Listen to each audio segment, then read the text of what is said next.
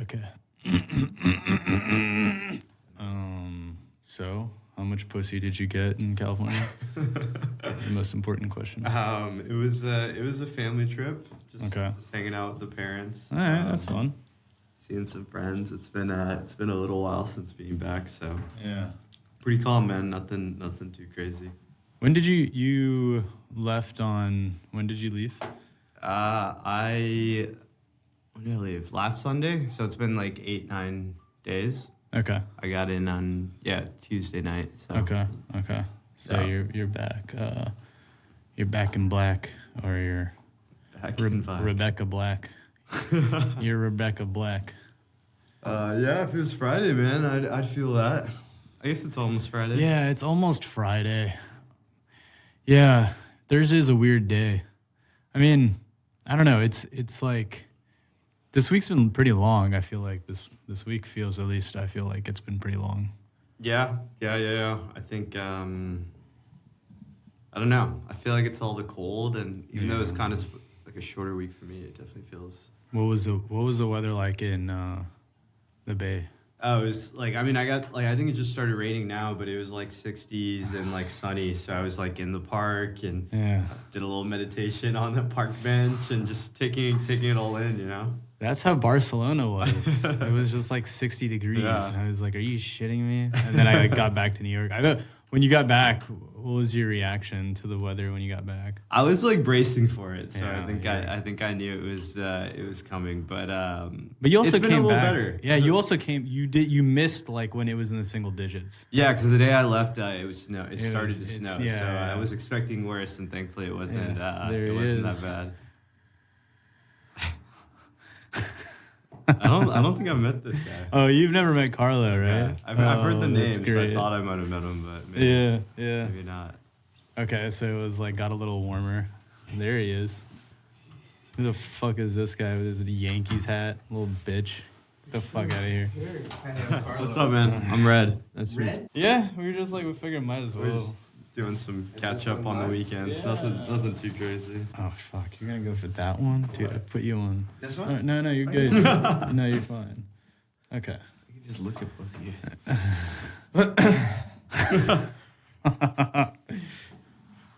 How you doing? Good to see you. Good to see you. You're getting hairier. Dude, I'm a hirsute motherfucker. Hirsute? That's a crazy word. Hirsute. Hirsute. Hirsute. Hirsute. Hirsute? Hirsute. Oh, is it hirsute? I think there's only one T. Red's gonna check it. Hirsute. Yes. I've been wrong my whole life, dude. The whole time. I got where you're going. I knew there was a word. I always thought it was hirsute, like the hirsute woman. Like she's a astute. Maybe you're thinking astute. Maybe like I'm probably dyslexic. I probably have some like dyslexia that I never knew of. No, I think everybody has those. I had until a long time ago. I forget what it is now. But everybody has those malapropisms that they keep saying it. Yeah. Oh God, what was mine? I can't remember. Yeah. How are you guys? Good. Oh yeah. So we met at a screenwriting class. Okay. Like 2 years ago. Yeah, it was a while It's ago. fucking done. Yeah, it's done. When are you gonna show it? I don't know. I gotta do it, like find a date. Proper I got friends premiere. that want to like fly in and shit. I'm like, bro, it's only 12 minutes, but like You still can't come through. Are you in it? No, Is Rikin in it? No. Oh, Rikin, no, it's like definitely not me. Yeah. No, I was gonna say you should rent out a theater. Yeah. And I think it's only like $300 or something for like a night to just like rent it out and then have everybody in there. Yeah, it'd be cool with like a little bar or something nearby. Yeah. Or like Metrograph. What if you got the Metrograph? That'd be sick. that People would do really- stuff there. That's dude. not $300. No, it's probably way more. A little bit more than that. Nice, but yeah, I'll figure it out. I'll see what's up. What's the tagline? It's basically like a coming of age story set in 2008 in high school. Okay. Yeah. Okay. Where? A little ambiguous. I wanted it to feel like the suburbs, but I think just because I shot it out here, it's like burbs of somewhere on the East Coast. That's the vibe, yeah. How was the screenwriting course? Did you guys find that useful? I did. I think I find something useful in. Well, you hated that teacher. I mean, I didn't hate him. I forget why I didn't like him. Or not like him, but I forget what the thing was. I think I don't know. I think he thought he was like too basic, or maybe not basic, but just like annoying. Did you find him annoying? No, is that you projecting onto me? Maybe it is. That's how you found it. Maybe that's how I felt. Like I liked him. I thought it was. I thought he was fun. I feel like but then I distinctly remember you being like, he's not really teaching us like screenwriting. I feel like he's not teaching screenwriting. I forget what I mean. It's so long ago now, and I've had like a few other teachers since then. But like, I know one thing that's like a pet peeve is if they're not up to date on like good movies, like because he would always ask like, what have you seen, like to the class at the beginning of the class, and I feel like he was, I don't know if it was him or not, but if it was, like definitely was like did not know about like the stuff that was getting Oscar nominated or any of the like big like stuff that I feel like anyone in the screenwriting game probably should read the screenplay for. Right. So, but I mean, he taught structure. Decently. Yeah. But you said you took a screenwriting class? Yeah. I try to do it to like motivate me to write, but I do it for that too, mainly. Yeah.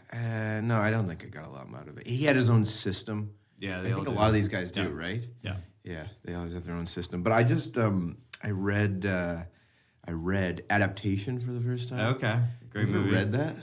I haven't read it. It's Seen amazing. it. Yeah, and it's got that I scene need in to read it it. with McKee. It's incredible. Yeah. Like it reads just as well as I watch it. It's one of my favorite movies. I just so watched. good.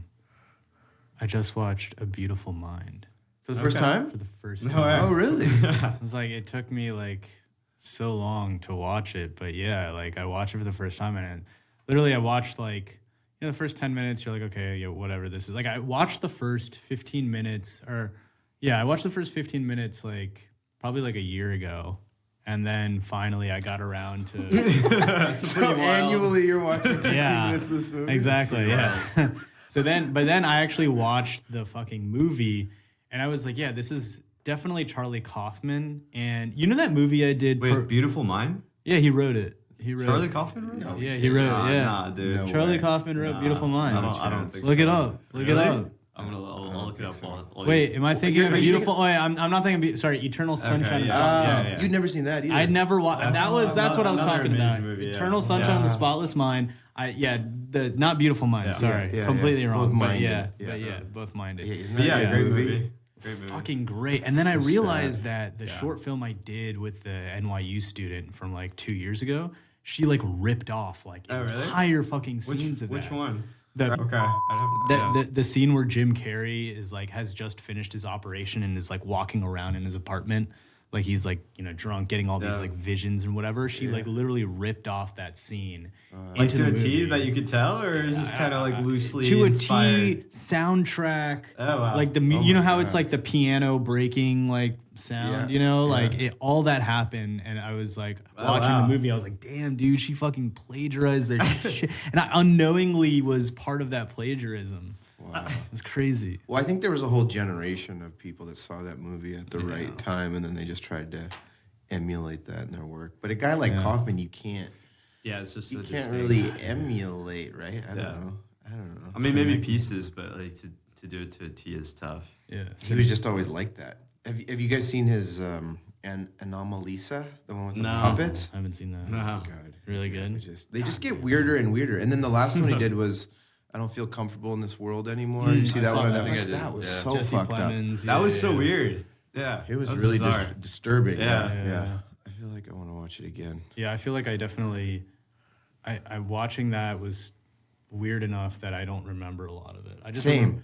remember the part where the dog like keeps shaking. Yes. Yeah, it's The only like thing. really. It's just like Yeah. Yeah. But adaptation, I remember a lot of adaptation, and I think it's because Great movie. Nicolas Cage does that dual Yeah. role, and Yeah. it's so like, it's such a powerhouse from Nick Cage. It's great. Yeah. Yeah, he won an Oscar for that. Yeah. Did he? Yeah. No, I don't think Or so. he got I nominated. think he got for nominated. sure. I think Maybe he he won didn't for win. Leaving Las Vegas. Yeah. And the adaptation's a little more accessible than the other ones, even Yeah. even than Yeah. Eternal Sunshine, I think.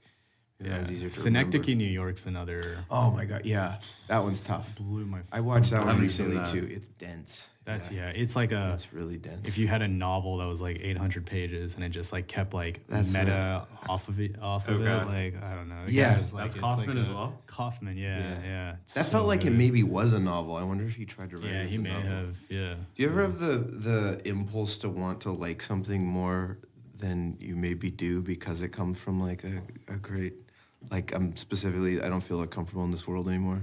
Or you like want to like it more, or you pretend to like it more, or pretend to understand it more than you do. I think I may have had that problem when I watched that. Yeah. You ever get that? Either of you guys? For sure. I mean, I think for me, it's more maybe seeing, I don't know, like Letterboxd reviews sometimes, and I'm like, oh, that's a little higher than, whatever, and it's like, okay, Yeah. maybe I should like that a little bit more. I get it a little bit, but I definitely can still like feel like I didn't like that, even if it was like, Even if it's Yeah. critically yeah. acclaimed. I feel like you did can we do see that. anything recently that was like that? Oh man, dude. I feel like we've been Did you guys watch The Brutalist together? Yeah, we watched. And I silence. yeah, I mean, I like things about it. I don't know if I like overall like the whole thing again. I would ever watch. Well, yeah, it's like 4.5 Yeah, hours. yeah, It's a brutal movie. yeah. There are parts I like. I think Yeah. I mean it was like $10 million, and it looks That like was it was crazy, made yeah. for like 60 million, and like Right. I think they all probably took like big pay cuts and stuff like that, and I don't I feel like it's one of those movies that every film fucker was like, oh my god, this movie's so good, but I was like, it's all right, like it wasn't. I mean, I think it got a lot of hype because it's like, I feel like it's, it's about like a topic maybe that's like really interesting, like Holocaust? architecture. Yeah. Oh, architecture. And I think maybe I personally felt there's a little bit of like Jews.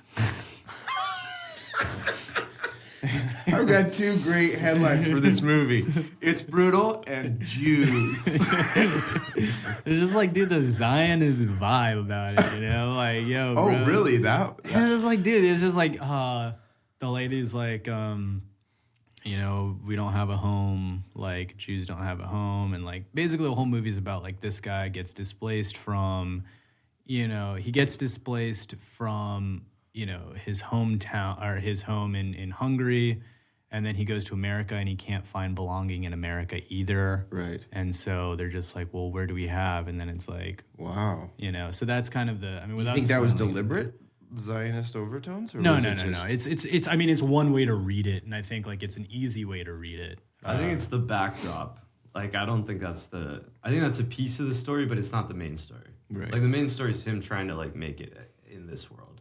Right. That's what I think. That's why the movie was so like such a thing this year, because I think it's also like a throwback to those movies Yeah. from like the '90s, and like even when you watch it, like, we watched it on 70 millimeter, and like watching it, I felt like I was watching something from 1975. Right. Or even Okay. like a There Will Be Blood, or like a sprawling epic about Yeah, one person exactly, like, yeah. doing like something insane. Yeah. America. I'm curious how much that was made for compared There to Will what Be it is. There Blood. Will Be Yeah, Blood. probably a lot more. 40. Huh? Oh, you think so? That'd be my guess. I don't know. But that was More also than like that. early 2000s, so inflation. That's true, Maybe that's yeah. even, maybe that's like 100 mil in current times. I don't know.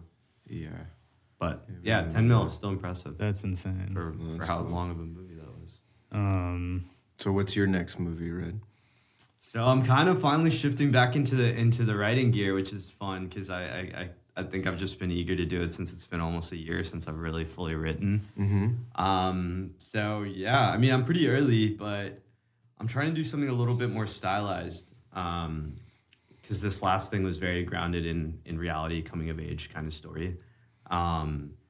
So yeah, I'm looking at stuff. I'm thinking about something right now where it's like two guys robbing a house and then stuff just goes haywire. Okay. And then having some like deeper themes within, like maybe one of the guys connects with the people whose house he's robbing and stuff Okay. like that. So Okay. no, Oh, that'd be playing cool. around. No. Did you ever see The Ref? No. It's like the 90s. Kevin Spacey and who's the Irish comedian that's really in your face. Dennis Leary's in it. Oh, okay. Yeah, but it's about a guy that robs a house and then he ends up being a marriage ref between the people he's robbing from. I don't know. Maybe Interesting. He robs a house and then he becomes a marriage ref. like they just end up Kevin Spacey and I can't remember who the actress is, but they end up like just fighting the whole time, and then Dennis Leary's like, I can't fucking deal with you, and yeah.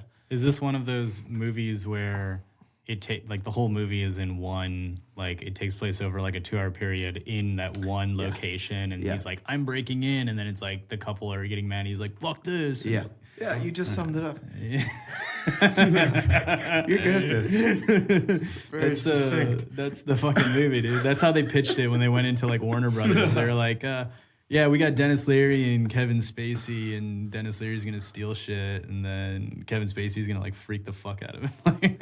That's funny. I've never heard of this movie. That's interesting. Kevin Spacey, dude, the spaceman, coming back, dude. What do you mean? Make that comeback, bro. Is he? He fucking like, yeah, He's in something?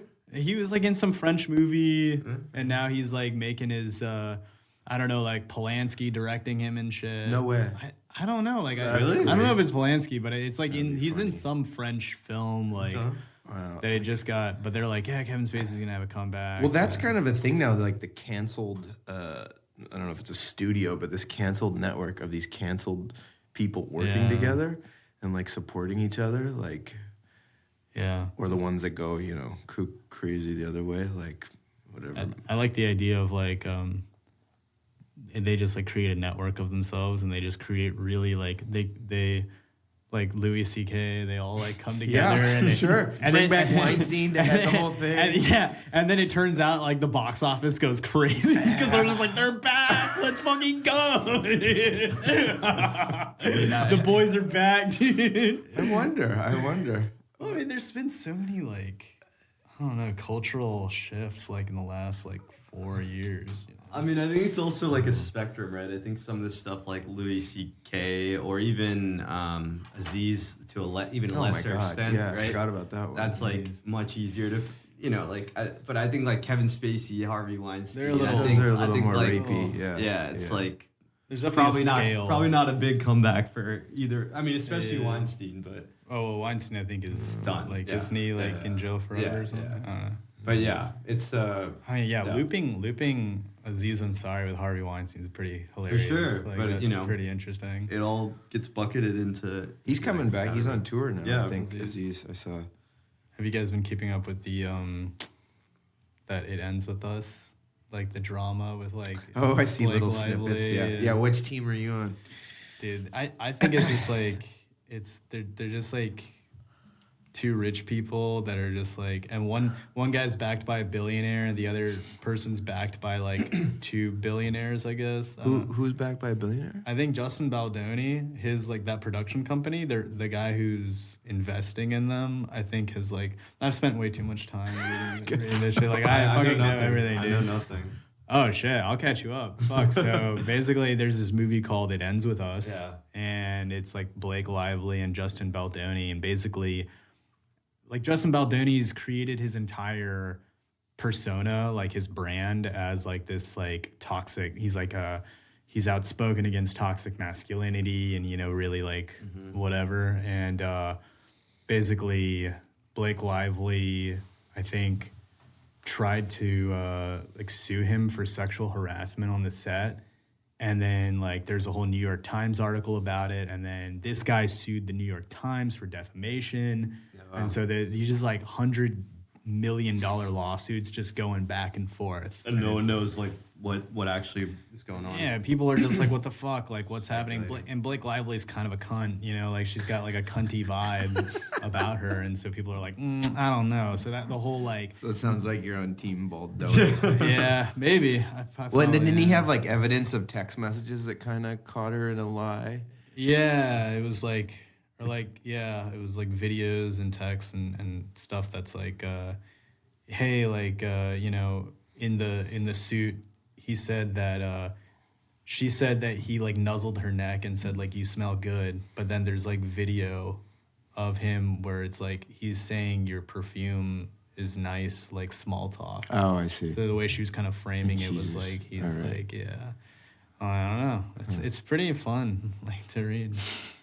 Yeah, I don't understand the point of it for someone like her who is, probably almost a billionaire. Like, what's the point of bringing a suit? Is it to stay relevant, or is it just because she thought her like, what? I don't get it. I don't know. Unless he actually did it, so maybe. I mean, the movie was, like, really successful, apparently. Was it? It's like, yeah, I was like, why the fuck are you guys, like, I don't know. Yeah. I feel like there's, at a certain level in Hollywood, it's like egos are, like, insane.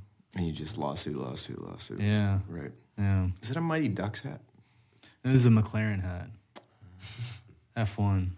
Nice.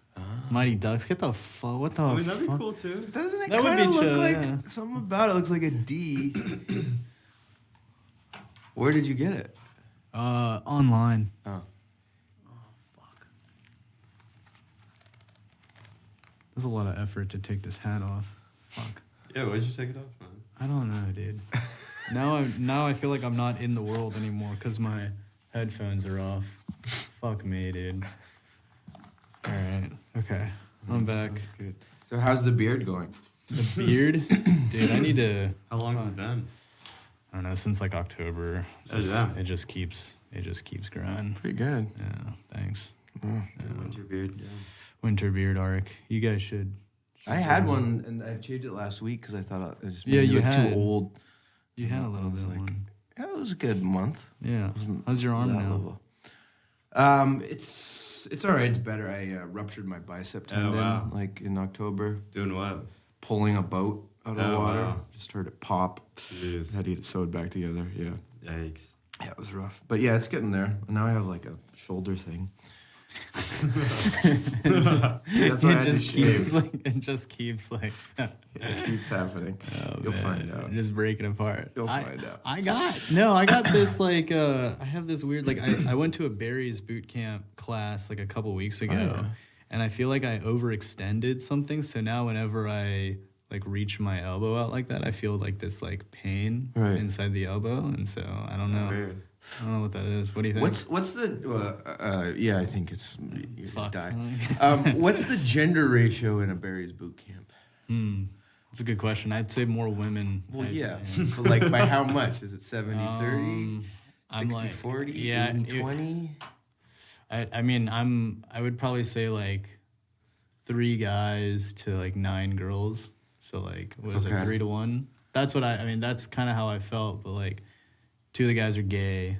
Okay. So what you're is- the only. I feel. I and mean, you know them? You know these people, or you're just No, I- profiling them? I'm just profiling Oh. the shit out of them. I'm just being like extremely just Yeah. biased and profiling. I know the guy who is the trainer, like the guy who leads the boot camp class, has got to be gay. Like, there's no way he's not. But he might not be. I don't know. Huh. So are you going there? Do you go there often, or is this just once? I mean, I try to go whenever, like, In Williamsburg or where? in like NoHo, like in the Okay. west, near the West Village area. I saw that they were opening one in Williamsburg. I don't know if it's Really? open yet. I don't know. I told somebody I was going to Barry's, and she was like, "What is this, like the '90s?" Were they around in the 90s? I don't know, but like, I guess it's like old as fuck. Like, It has been around for a long time. Yeah. Yeah. But is it a is it a place to pick up? I Is that a sacred mean, space? Well, I guess. I mean, I guess theoretically you could. There was actually.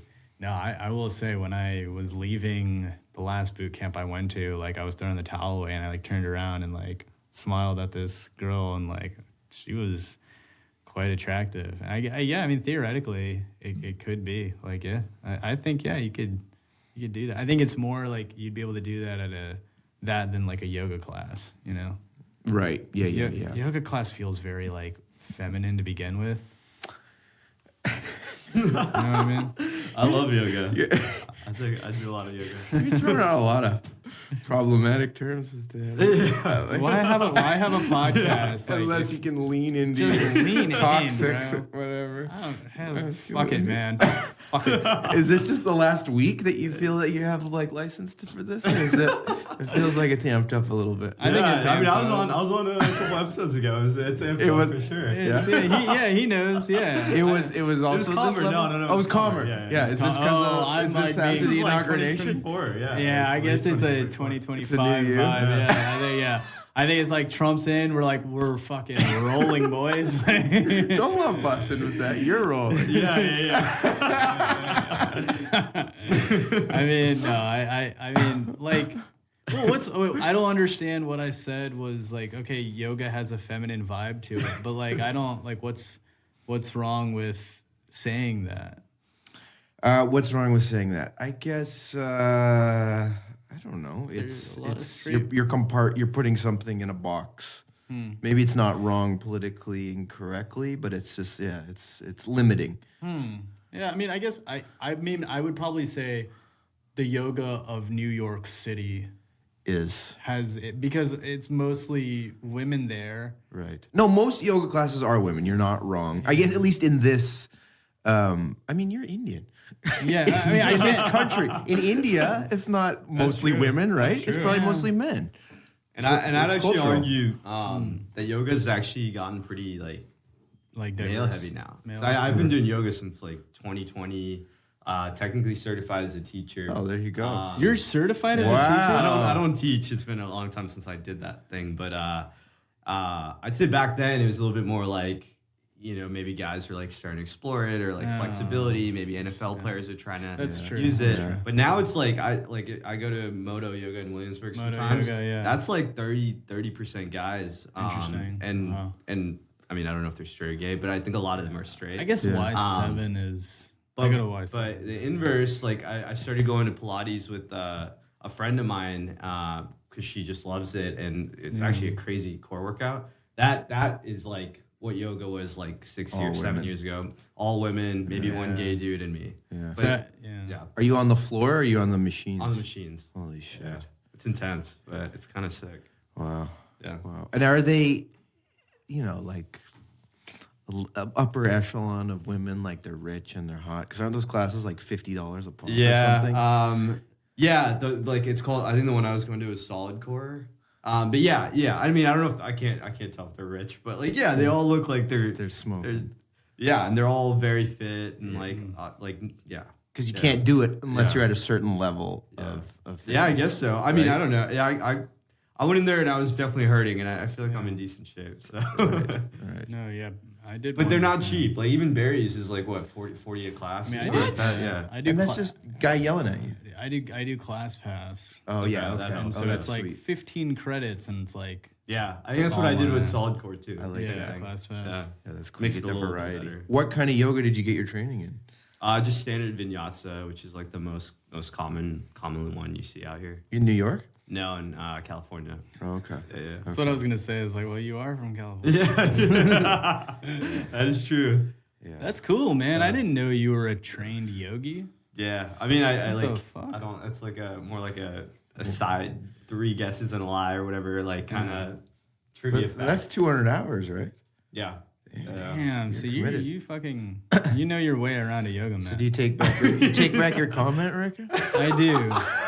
Hey, I'm glad I take back my profiling and my bias. Yeah. But I mean, like, you know, when I did this yoga training in what was it, like 2018? Yeah. I mean, that was like the program was like 60 people and it was like 3 guys. So it's like it's always, I think it's only more recently kind of, I feel like gotten that pass. Because I feel like when I go into a Pilates class, I go with my friend and she like, I feel like makes it chill because I'm with her. But I don't know if I'm I totally could, but I don't know if I'm comfortable fully to just hop into a Pilates class solo. Right. Not necessarily because I think it's more in my head, like, damn, all these girls. No, like, I don't know. I think you might be right. I think it might be a female space. Yeah, kind of. I feel like I'm intruding. Go back. I'm coming around to your side, Rick. In that room, I do feel like maybe I'm intruding, unless I like.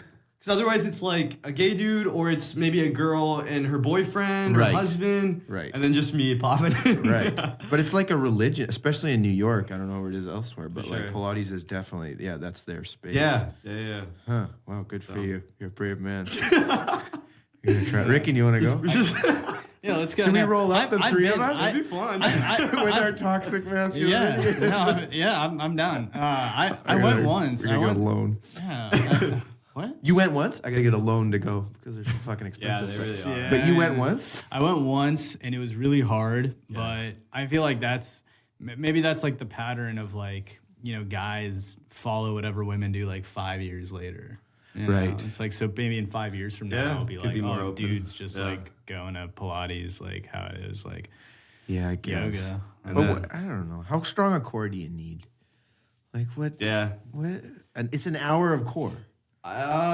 Usually around 45 Just minutes. your core. Yeah, I mean, sometimes they'll do some peripheral, like tiny bit of leg work or a little bit of arm work, but mostly core. That's nuts. Yeah. Like I go to the gym quite a bit, but I'll do, 10 minutes max. That's why I was throwing it in of there. I doing was like, core. you know what? Maybe doing 40 minutes randomly, I'll just Really throw a wrench in things. Yeah. That's intense. That's like all you do. Like you just do Pilates. Yeah, I feel like if you did Pilates three times a week, Fuck, like dude, you would you're be like, fucking killing it. But that's all you would do, and you just have that's spindly arms and spindly legs. Yeah, that's the problem. You can't really like. I feel like if you're also trying to lift like 3 times a week, can't do that. Is that why I always see? I always see women with like really cut like That must ab be thing. them, Is right? that must be Pilates? I feel like a lot of women like just absurd. like the way that guys focus on like pecs Like, and women biceps. just They like focus on abs. That's and crazy, glutes. yeah, Abs and glutes.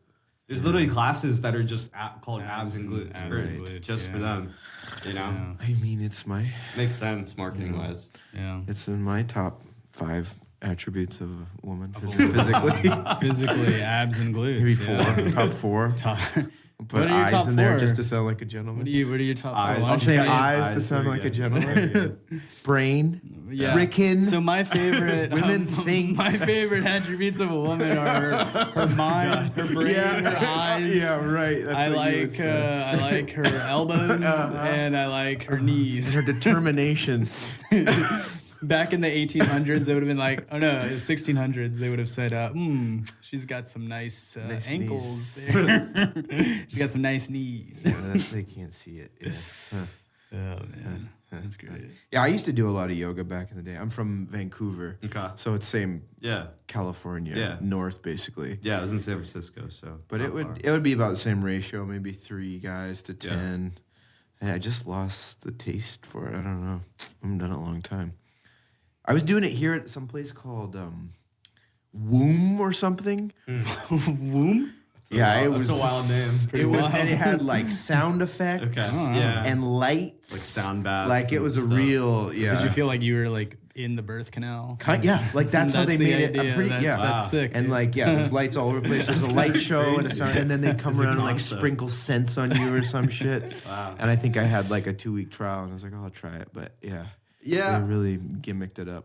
Yeah, I feel like I don't know. There's so many yoga studios now, and it's just like such variations of I don't know. You have like the huge chain one, and then you have something like that that's maybe a little too extreme, getting away from like what is yoga in the first place, which is just calming your mind, and then hopefully giving you a little more flexibility. At the end of the day is what I do it for. Yeah, Right. definitely the flexibility is Especially really as you key. get older. Yeah. Yeah. All right, I'm going back. Do you practice on your own, or do you just do No, classes? I kind of like the structure because I feel like in a class you're kind of watching everyone. You're kind of doing it at the same pace, and it forces to like do to it. be part of the collective. Right. Like, yeah, at that's home, you can nice kind to of be part fuck of a around community. a little bit. Yeah. Right.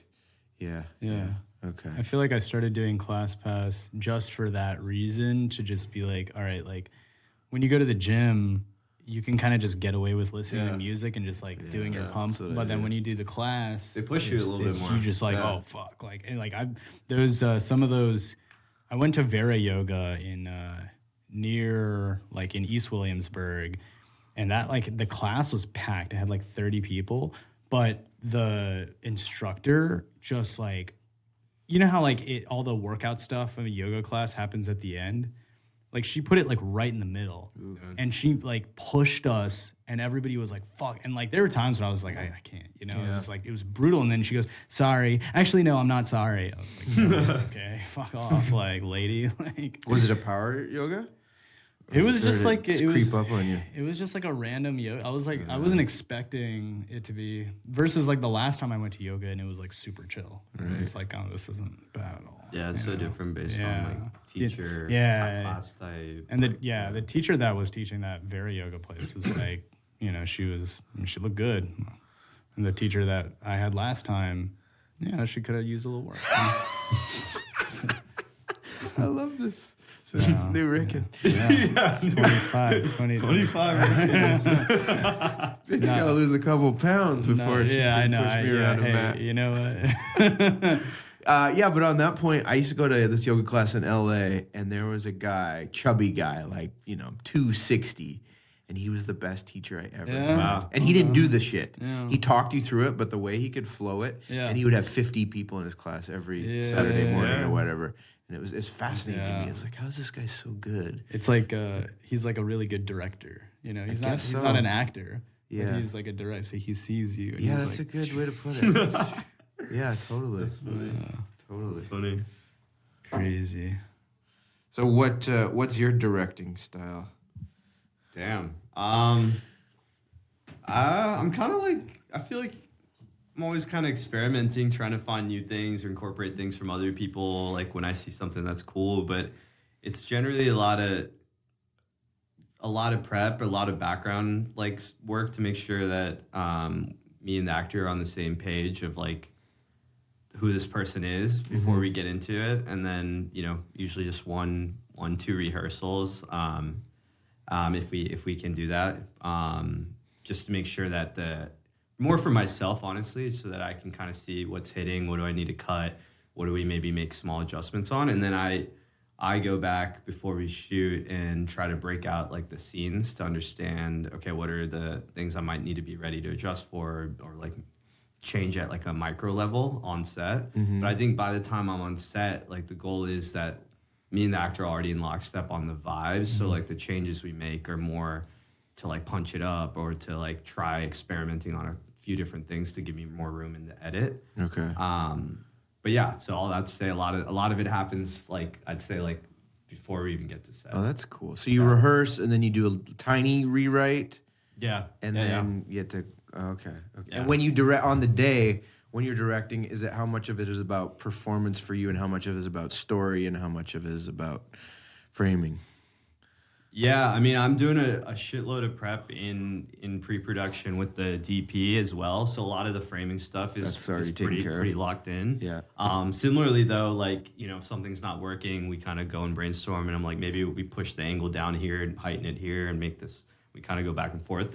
Or if we're running out of time, we figure out what to cut, right? But a lot of that's, as I've gotten older, a lot of it is prepping before because you're going to run out of time. Shit's going to go down. And if you're not prepped, you're gonna freak out, and then the whole set freaks out. So you gotta be the one that's on.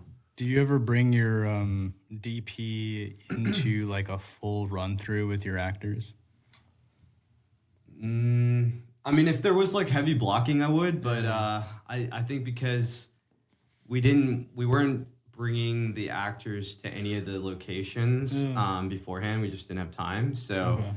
It didn't really make sense, but we would spend like the first 30, 45 minutes sort of like blocking it on the fly, me and the DP, and then the DP brings in her crew to start doing the lighting, and then the actors go get ready. So we'll kind of do a little bit of that like at the beginning of each scene.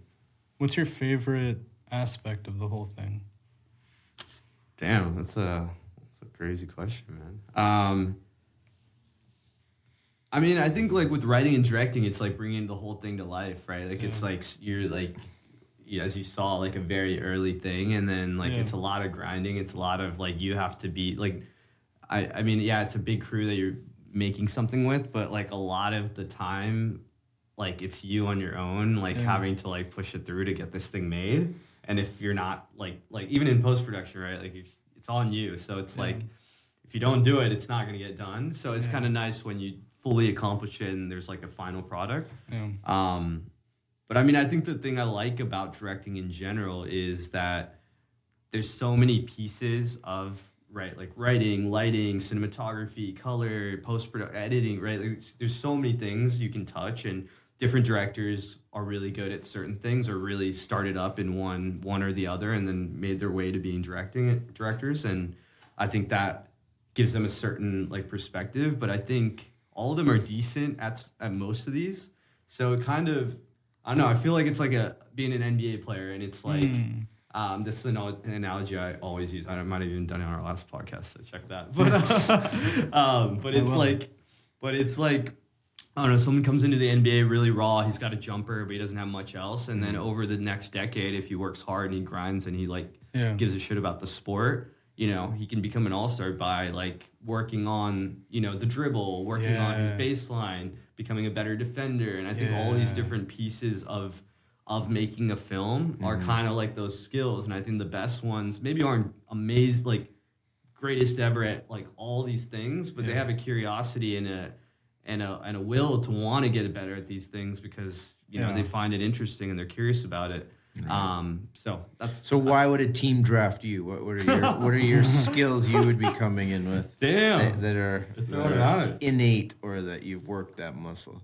I mean, I think I'm a good communicator. I keep everything calm. You're rarely gonna see me frazzled on set, when people around me are freaking out. So I think that energy is important. Yeah. And then I think similarly, when working with actors, I think I'm pretty good about creating a safe space, and it's just me and them, and we're just working together, and it's very collaborative. I don't have the ego of it has to be exactly like this, and maybe there's pieces of that I'm becoming more of a stickler on because I think it's a balance. But I think that's a good baseline to start from. And then I've been spending a lot of the last couple of years really working on writing because that used to be a weakness for mine. And I think I like to say it's come a long way, and I feel pretty proudly that I'd say writer first now, even more than director is what I'm trying to be better at. But I'd say those two things, and then maybe I'd put third I think I have a decent eye for I'm not on a cinematographer level, but I think I have kind of a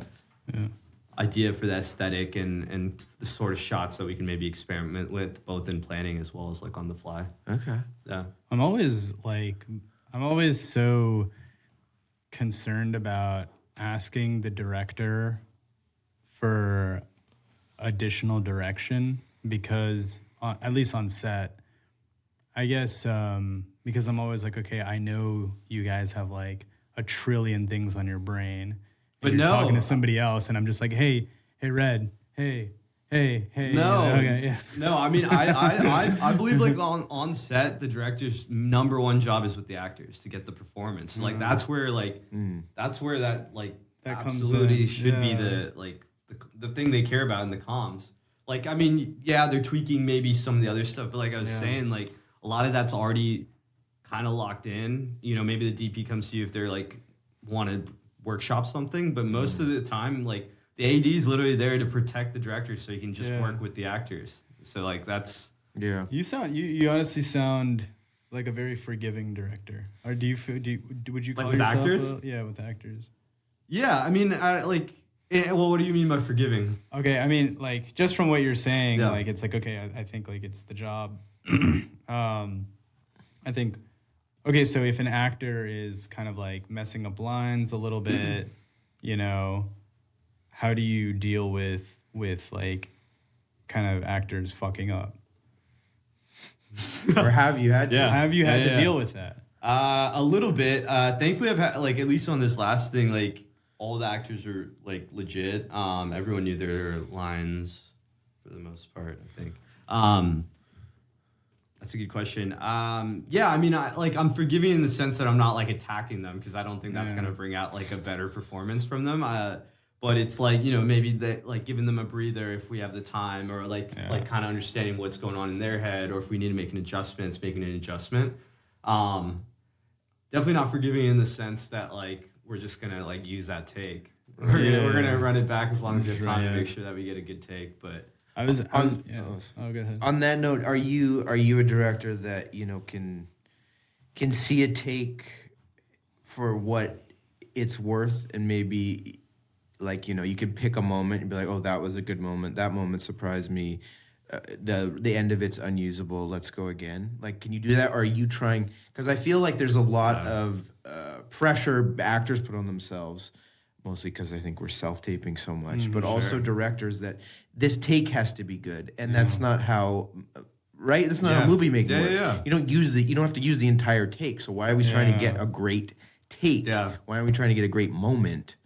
which comes with fucking around sometimes. So do you have that confidence in your editor, or if it's yourself and in your actor, to say, oh no, that was a nice moment, let's go again, that wasn't a fuck up just because you didn't remember the end of that kind of thing? And honestly, that's something I'm getting better at, because I think the piece that I struggle with, or that I was struggling with in this last thing with the director, the DP too, is like, okay, let's scrap this thing. We don't have time, but we can still connect this and this. Yeah. And some of that's like in my head, but I think folks that are really dialed in are like editing it in their head in real time and know exactly that piece. Yeah. I know it to the broader extent for like the actors. So like if we're doing a close up of one actor and I really need it for like this moment within the middle of that scene. Yeah. That's where I'm gonna focus. I mean, it would be like, I wouldn't be worried about like needing a redo if we got that moment. Right. But, if we can also make the rest of it chill, that just gives my editor more flexibility in post if we do need to cut to something that I wasn't thinking of. Right. But yeah, I think the best ones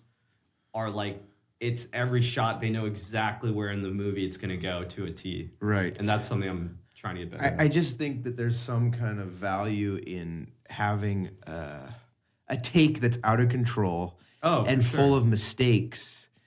And we're so scared to do that as actors, but there's so much value in it because you're surprising yourself. And that doesn't happen if you're trying to have a great take all the way through. It's these little moments. And you have to be off kilter, as an actor, so you can't be confident in it. Like it's having the courage to be in that place where you're fucking up. Because those are the most interesting things for my money on camera, is when people make mistakes, right?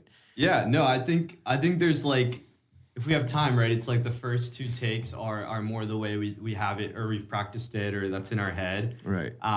Then maybe we start to tweak or throw in some adjustments on the fly to try and deviate it a bit. Yeah. If we have time and like it's a scene that maybe has a little bit of comedy, or we know like one of the actors is like hilarious, like when we're not recording, then maybe we let him rip at the end and and kind of like see how people play off that. Yeah. Sometimes you throw in like tell one actor like, yo, like do this, like, I don't know, like slap this guy in this without telling the other guy. Yeah. Oh, I love that. So yeah, I like you can that. kind of play with it to like, like as long as you have time. Right, you need time. Yeah, but it's not film anymore. What's the most number of takes you've done? Too many. We were behind like a lot. So like this was like a 4-day shoot, and I think the first 2 days it's like it was going really slow. We're getting worried, and it's just like, shit, dude, we're not gonna get everything we need. And then I think by the third day we we hit our groove. Like everyone was dialed in. I was like taking command a little bit more, and we're getting a lot done. So I mean, there was, I think on a couple of the wides we had up to like, I don't know if we did 8 takes, but we probably like at least 6.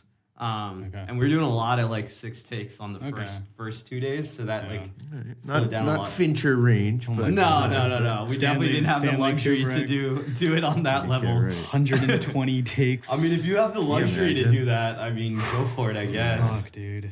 Well, that's what I'm talking about. If you imagine you did 120 takes, there's going to be weird mistakes in there because you're just like fucking over it. It's like at some point it's like diminishing returns. Like the actor is like, I'd rather kill myself than do this again. I guess.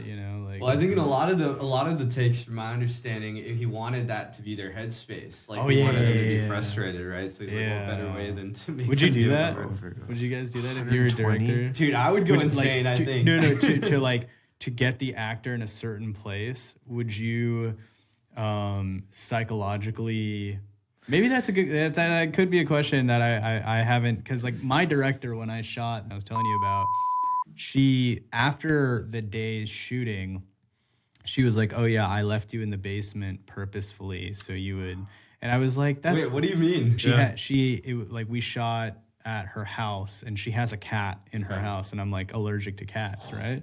So, the cat was just outside. So I would be like in the basement area. It's like away from the cats, but then that would like isolate me basically. And I would be away from like the crew and the other cast members and stuff like that. And so I was just like listening to music, just by myself, whatever, in the basement. And I'd be annoyed because, things were taking too long or whatever, right? Like setups and shit, like unorganized, whatever bullshit. And so then after that day, she was like, oh yeah, I purposefully like had you like be down there, you know, like to psychologically rile me. And I was like, bullshit, you're just unorganized. It's horseshit. Like, don't say that. I mean, one, did you feel like her doing that did anything for you? No. Help your performance? No, it just made me annoyed and hungry. Did that lean to the screen? Maybe it did. It was that her intention. And I was gonna say, was that what the character was going through in that moment or in that scene or whatever? I think that. Did it connect?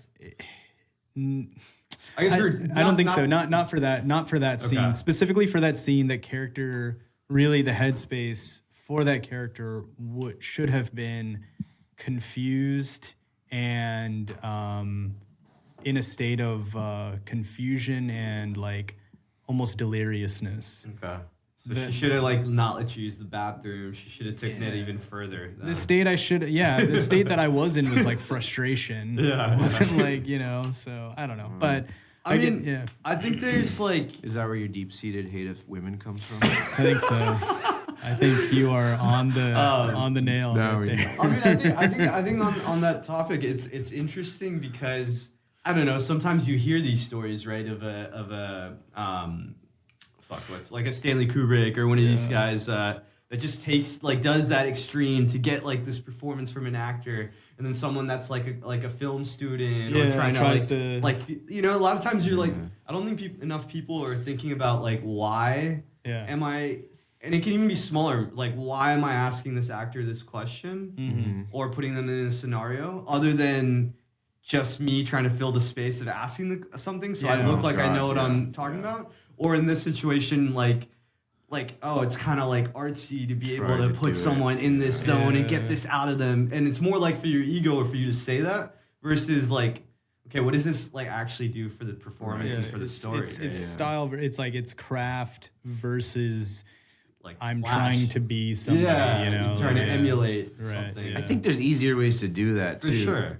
I just heard the story about David O. Russell in Silver Linings Playbook. Yeah. And they have this scene in the restaurant where they're like getting to know each other. He orders cereal, and they were doing it really fast, just like a normal scene. And he's like, "Do it really slow. Just start talking like this." I'm like, "What?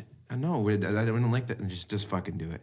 And they did it, and then they realized as they were doing it, it became really sexy, and the scene became like a seduction between the two of them. I went back and watched it, and you can see sometimes Bradley Cooper forgets, he starts talking like this, and then he's like, oh no, talk like this. And it's really unnatural, but it fucking works. And that's him manipulating without doing some psychological warfare. That's what I mean. Directing is a lot of manipulation because you don't want to like say directly like, hey, I want you to seduce her and do it slowly. Because then you put on the moves. So it's whatever like, how do I get him to do that in a way that will like come across on screen? Right? Absolutely. And then he could have that realization in the middle of the scene, like, oh shit, this is sexy, and it's not supposed to be sexy. So So those are some head fucks you can do without locking a catalytic person in a box. Yeah, I mean, on this last short, I'd taken like a little directing workshop just before, just to freshen up and like learn some new things. And they were talking about this thing called dovetailing. I don't know, have y'all heard that word? I hadn't either. But basically, I'm forgetting now why. I think you use it to make people less like waiting for the next person's lines and being a little bit more reactive and in the moment of it is what I remember. Yeah. But basically it's actors in a scene, the minute, what is it? I think it's basically trying to cut off each other at almost on the last like word or right before they're done with whoever's got the line prior. So it makes it a lot snappier and that you're boom, boom, going back and forth. And it ends up in a similar way to that story you said. It ends up being a lot snappier and like you're almost having to like you just have to react because of how much quicker it's going, and it picks up the pace a bit. Yeah. And gets them out of their heads, which is interesting. Okay. But in the layman terms, like they're worried that they're going to be cutting over each other's lines and stuff, and you know that's not going to work. But it really came across, so I was just thinking about that. Oh, that's cool. Interesting. And that doesn't fuck with your edit if people are overlapping, or are you one of those guys that really cares about that? No, I don't think it does, because they're not really actually going too heavy on like they're not like actually cutting like off like a chunk of it. It's more bits. like it's like little moments. Yeah. And then if you really do a cut, you can have like the sound from the other one come through while he's like still in a reactionary phase. That's nice. Yeah, because that is a big pain in the ass when you're acting and somebody's like, "Oh, don't step on that line." Yeah. People don't fucking wait for the other person to finish talking Right. before they start Right. talking. So Yeah.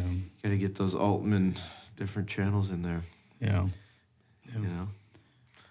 I feel like it also comes down to, like what your end product is going to be. right. And You what could be they like need in that situation. David too. Mamet would be like blah, blah, blah, blah, blah, or like Aaron Sorkin style writing, or you could be like, can't step Yeah. on his. right. And like, a lot of these, or like you're taking the air out, or like you're tightening somewhere. Like I see a lot of, like I was on it wasn't a student film set, but it was like one of those like, indie, like this girl was making a web series, and it's just it's supposed to be a comedy, but the release of the lines and the back and forth was so slow. It's like just like you got to like quicken this shit up, because people are just gonna like get bored, and like you end up watching the web series itself, and like Pacing. its pacing is just it's not there. And I think I think that's how like dividing between like amateur and professional. And it's I think- like when it comes to like pacing and that stuff For is sure. like huge. Pacing is like pacing and tone. I'd say Pacing are the and two tone. That, like, But can't you control pacing in the for edit? sure. A lot of it. And tone? Tone's trickier. I think you can, but like music or but whatever. like tone is like performance too. I was just listening to this podcast with Roger Deakins. He's got a great podcast, but he was interviewing Cord Jefferson from American Fiction, or the guy who made American Fiction, and he's like, and they're talking about how did you like balance that tone so well, because it's just like so like there's so many like different things, and he was like, my like entire job as a first time director on this was like managing what was that main actor's name in that again? Jeffrey Wright. Yeah, managing Jeffrey Wright, not on the performance, but more giving him opportunity to punch it up sometimes with that, like, and giving him the trust that it's not going to be too hammy, and then other times like bringing it down, like when it came across through his eyes or something. So like he that. brought the tone to begin with. They didn't have a discussion about it. Jeffrey Wright. I think they did, but then I like mean, even obviously on the set days itself, right? It's like, because it like bounces around so much, and a lot of times it's like it's almost like the characters around him are bringing this craziness, and then how he reacts to it is what like. I've only seen the first 10 minutes. But next year you'll watch the whole thing. Exactly. I'm on the Rikin annual I guess 15. I guess that makes sense, like in the sense like with that movie, you're right, because I think he plays essentially he's the straight man. It's a Roger Rabbit kind of thing where he's the only guy in a cartoon world. Yeah.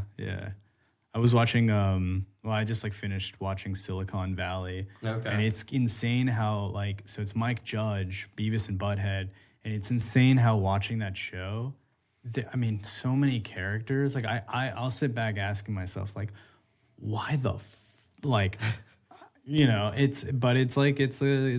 it is a cartoon essentially. Like I guess The Office is basically a cartoon. Yeah, Silicon Valley is great. I was living out there. Yeah, you were in the Bay when it was coming out, popping. so it was like Yeah. people all like, and it was pretty like a lot of it was exaggerated and satirical, but a lot of it was like fairly on point. Like A couple of those guys got canceled. Speaking of getting really? canceled. I think I went to university with the guy that got canceled. Middleditch. He's on Broadway though now. Oh, he's on Broadway? Yeah. Oh, that's like the opposite of canceled, I feel like. maybe off Broadway. He's in purgatory. Yeah, what did he do? I didn't even know. Just like I think he groped some women at a club. Yeah, he doesn't That seem was like the his- guy you want to get He doesn't- by. Yeah, he doesn't seem the groping type, but then No. if he did grope you, it'd be even really, worse. yeah, exactly. It's like it's like if like The Rock Groped you. groped you. You're like, all right, He's kind of intimidating. Huh? He's How about Chalamet? Timothy. No, even see that's scarier. If right? Chalamet groped you, I think like if you think of Chalamet than The Rock, if The Rock gropes you, you're like, all right, It makes sense. He is now We're if in Shalom. dangerous territory. Well, like, are you saying again. there's This like is interesting though because if that guy Middleditch or I Shalom. think, are we again, getting kicked out? Just because of what Okay. you're saying, I think it's about content, not time. Okay. All right. Well, we'll wrap up, but we'll have to say that. we'll say it now. Oh, but and like on it's your growth okay. We're theory. going in an interesting direction, and I will keep this going. All right. Thanks, guys. Okay, bye.